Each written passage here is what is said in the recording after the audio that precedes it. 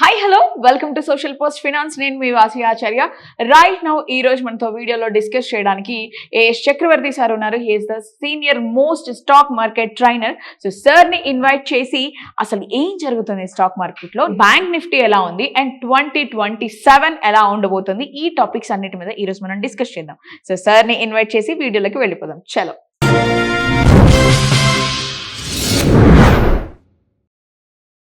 Hello sir, చక్రవర్తి sir ఎలా ఉన్నారు sir? నమస్తే వాసవి ఆచార్య గారు.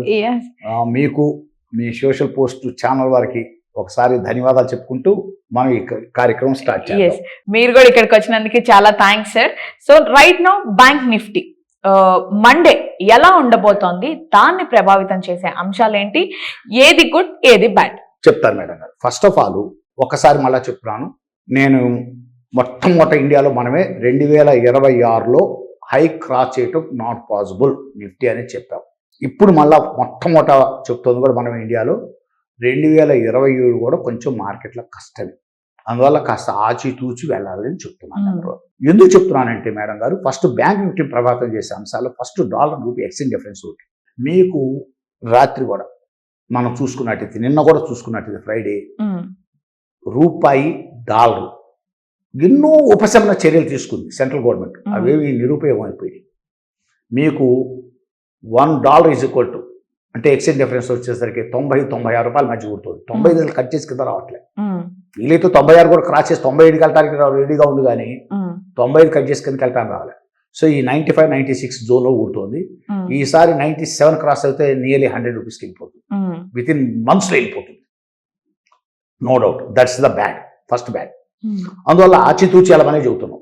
తర్వాత రెండోది వచ్చేసరికి మీకు ట్రెజరీ బాండ్స్ యుఎస్లో చాలా మంది గమనించట్లేదు. విపరీతంగా ట్రెజరీ బాండ్స్ ఈల్డ్స్ పెరిగిపోతున్నాయి. 10 years వచ్చేసరికి 4.74 వస్తుంది. 2 years వచ్చేసరికి 4.20. దీన్ని కూడా మొట్టమొదటి గత 3 వారాల నుంచి చెబుతుంది మనమే, మన పాత వీడియోలు తీసి చూసుకుంటే ఎవరికైనా. దీనివల్ల చాలా bad to the Indian stock markets, no doubt. ఎందుకంటే ఎఫ్ఐస్ అవుట్ ఫ్లోస్ ఉంటాయి, రూపాయలు డిప్రిషియేట్ అయిపోతుంటుంది day to day, no doubt. తర్వాత హాఫ్ షోర్ ఫైనాన్సింగ్ కాస్ట్ పెరుగుతుంటుంది. వీటన్నిటిని బేస్ చేసుకుని మాట్లాడాలి బ్యాంక్ నిఫ్టీ డిస్కస్ చేసేటప్పుడు. తర్వాత జీడిపి వచ్చేసరికి ఖచ్చితంగా డౌన్వర్డ్ ఉంటుంది. 7.8 కొన్నాం, ఇప్పుడు ఈసారి అంత ఉండదు. మీకు 7 to 7.3 కొంటే రాదు. తర్వాత ఐఐపి డేటా ఖచ్చితంగా కిందకి ఉంటుంది. మీకు పోయినసారి 7.3 ఉంది, ఈసారి వచ్చేసరికి 5 to 6.5 మధ్యలోనే ఉంటుంది. ఇన్ఫ్లేషన్ ఇంక్రీజ్ అవుతూనే ఉంది డే టు డే. మీకు అసలు చూడండి, ఈ వారంలో కొంచెం షుగర్ స్టాక్స్ ఉన్నాయి చూస్తా, కొంచెం రైజ్ మోడ్లోనే ఉన్నాయి. బికాస్ ఆఫ్ షుగర్ ఇంకా ఆగేటట్లేదు, షుగర్ ప్రైసెస్ ఇంకా ఆగేటట్లేదు రిటైల్ మార్కెట్లో. దానివల్ల షుగర్ ప్రైసెస్ పెరుగుతున్నాయి, షుగర్ స్టాక్స్ కూడా కొంత పెరగడానికి అవకాశం ఉంటుంది. ఇవన్నీ బేస్ చేసుకొని చూసుకోవాలి. ఎసెన్షియల్ కమోడిటీస్, నిత్యావసర వస్తువుల ధరలు పెరిగిపోతున్నాయి, ఫుడ్ ఇన్ఫ్లేషన్ విపరీతంగా పెరిగిపోతుంది. వీటన్నిటిని బేస్ చేసుకొని మనం మాట్లాడాలి. సో 2027 కూడా కష్టకాలమే ఇండియన్ మార్కెట్స్ అని అంటానికి కారణాలు ఏంటంటే మేడం గారు, ఒకటి జియో పొలిటికల్ టెన్షన్స్ ఇవి కంటిన్యూ అయ్యేట పరిస్థితే కనపడుతుంది. ఇప్పుడల్లా తెలియదు. నెంబర్ 2 వచ్చేసరికి ఇన్ఫ్లేషన్, అది అన్కంట్రోలబుల్ అవుతుంది. మీకు క్రూడ్ ఆయిల్ వచ్చేసరికి 94 రూపీస్ క్రూడ్ ఆయిల్ బ్యారల్. మీకు బ్రెంట్ అది 183 క్రాస్ అవుతారే ఇండియాకి కష్టకాలం స్టార్ట్ అయిన ఆయిల్ కంపెనీస్కి. మీకు 94 రాత్రి. అందువల్ల అది కంట్రోల్ అయ్యేటట్టు ఏం కనపడలే. తర్వాత సెకండ్ వచ్చేసరికి ఇన్ఫ్లేషన్ కాకుండా రూపీ వాల్యూ ఆల్రెడీ మనం డిస్కస్ చేసుకున్నాం, అదేం తగ్గట్లేదని. నెక్స్ట్ అన్ఎంప్లాయ్మెంట్ రోజులు పెరుగుతుంది, కానీ ఇండియాలో అన్ఎంప్లాయ్మెంట్ తగ్గట్లేదు. మీకు గిగ్ ఎకానమీ ఒకటి పెరిగింది. గిగ్ ఎకానమీ పెరగటం వల్ల బీటెక్లు పాస్ అయిన వాళ్ళు, ఎంబీఏలు పాస్ అయిన వాళ్ళు ఓలా క్యాబ్ డ్రైవర్లుగా, గోబర్ క్యాబ్ డ్రైవర్లుగా, తర్వాత మీకు వచ్చేసరికి స్విగ్గీ, జొమాటో, దీన్ని గిగ్ ఎకానమీ అంటారు. ఇది ఒకటి పెరుగుతుంది మాట వాస్తవం. ఇప్పుడు ఎకానమీ అనేది రకరకాల ఎకానమీలు ఉంటాయి. మీకు ఒక పక్క రియల్ ఎస్టేట్ స్లంప్ వచ్చేసింది, ఇండియా వైడ్గా వచ్చింది. మీకు ఏదో మీకు హైదరాబాదు, మీరు ఆంధ్రప్రదేశ్, మీరేదో స్లంప్ వచ్చింది అనుకుంటున్నారేమో. ఇండియా వైడ్గా రియల్ ఎస్టేట్ స్లంప్ వచ్చేసింది.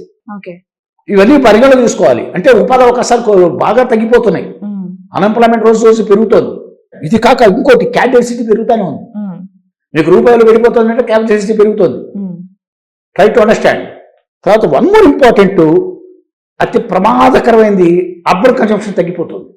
ఎందుకంటే ఉపాధి అవకాశాలు అర్బన్లో, మీకు రూరల్లోన ఒక రకంగా ఏదో నడిచిపోతూ ఉంది. బట్ అర్బన్లో లేస్తే డబ్బు కావాలి, కూర్చుంటే డబ్బు కావాలి. అందువల్ల అర్బన్ కన్జంప్షన్ కెపాసిటీ పడిపోతుంది. ఎప్పుడైతే అర్బన్లో మీకు consumption day to day decrease అవుతుందో దీని రిఫ్లెక్షన్స్ బలంగా ఉంటాయి మీకు జీడిపి మీద, ఖచ్చితంగా బలంగా ఉంటాయి జీడిపి మీద. తర్వాత one more important point, FIs continues అవుట్ఫ్లోనే ఉన్నారు. మీరు చూడండి ఎఫ్ఐఎస్ అసలు ఏమీ మీకు ఇన్ఫ్లో ఏదో 2 వారాలు మురిపించారు కానీ 3వ వారంలో మళ్ళా నెట్ సెల్లర్స్ గానే వచ్చేసారు. ఒక డిఎస్ఏ నెట్ బయస్కి వెళ్ళిపోతున్నారు. ఎంతవరకు వెళ్తారు వాళ్ళు? వీటన్నిటిని పరిగణలో తీసుకున్నప్పుడు కంటిన్యూస్ సెల్లింగ్ లో ఉన్నారు. వీటన్నిటిని పరిగణలో తీసుకున్నప్పుడు మై పర్సనల్ పర్సెప్షన్ అంటే ఓపెన్గా చెప్తున్నాను, 2026 కాదు 2027 కూడా కొంచెం గడ్డు కాలమే మార్కెట్లకి. అందువల్ల కొంచెం జాగ్రత్తగా ఉండమని ఆచితూచి ఉండమని చెబుతున్నాం.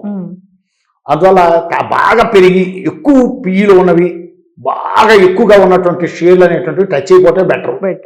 ఏదైనా మంచి సెక్టారు భవిష్యత్తు ఉన్న సెక్టార్లు చూసుకొని ఏదో లో ప్రైస్ లో ఉంటే కొనుక్కుంటే బెటర్ ఏమో కానీ మై ఒపీనియన్ అయితే హై పిఈలో ఉండి బాగా విపరీతంగా పెరిగిపోయిన స్టాక్స్ హైలో ఉన్నటువంటి స్టాక్స్ ని మనమైతే అంత ఇది అవ్వదు. వన్ మోర్ ఇంపార్టెంట్ అంతే కూడా ఎందుకు చెబుతున్నాం అంటే అండి, ఒక ఎడ్యుకేషన్ పర్పస్ వీడియోస్ మనం ఎవరికైనా రికమెండ్ చేయట్లేదు. చూడండి మీకు బ్యాంక్ నిఫ్టీలో కానీ నిఫ్టీలో కానీ లాంగ్ వెళ్ళ షార్ట్కి వెళ్ళి కానీ వీఆర్ నాట్ రికమెండింగ్. మనం ఏం చేస్తున్నాం అంటే ఒక education purpose videos, be careful అని చెప్తున్నాం. ఎవరన్నా మీకు ఎకానమీ గురించి కొంత ఐడియాలజీ క్రియేట్ చేసుకోవాలన్నా, టెక్నాలజీస్ అబ్జర్వ్ స్కిల్స్ డెవలప్ చేసుకోవాలన్నా, to developing the skills we're releasing these videos, try to understand. మనం అందువల్ల ఈ వీడియోలు రిలీజ్ చేస్తున్నాం, అంతేగాని మనమే లాంగ్ వెళ్ళమని షార్ట్ వెళ్ళమని చెప్పట్లేదు. ప్యూర్ అయిన education purpose videos. Okay, clear cut. తర్వాత వీటన్నింటిని బేస్ చేసుకుని బ్యాంక్ నిఫ్టీ వచ్చేసరికి నెక్స్ట్ వీక్ లెవెల్స్ ఎలా ఉంటాయంటే, ఫస్ట్ ఆఫ్ ఆల్ నిన్న ఫ్రైడే మార్కెట్ ఎక్కడ క్లోజ్ అయిందంటే బ్యాంక్ నిఫ్టీ మీకు 57,762 మీద క్లోజ్ అయింది ఫ్రైడే. మీకు ఒకవేళ పాజిటివ్ గా స్టార్ట్ అవుతే ఎలా ఉంటుందంటే, ఫస్ట్ రెసిస్టెన్స్ 1 వచ్చేసరికి 57,900 first resistance. Maybe it may cross, అక్కడి నుంచి కనుక క్రాస్ అవుతే మీకు R2 వచ్చేసరికి 58,075 ఉంటుంది.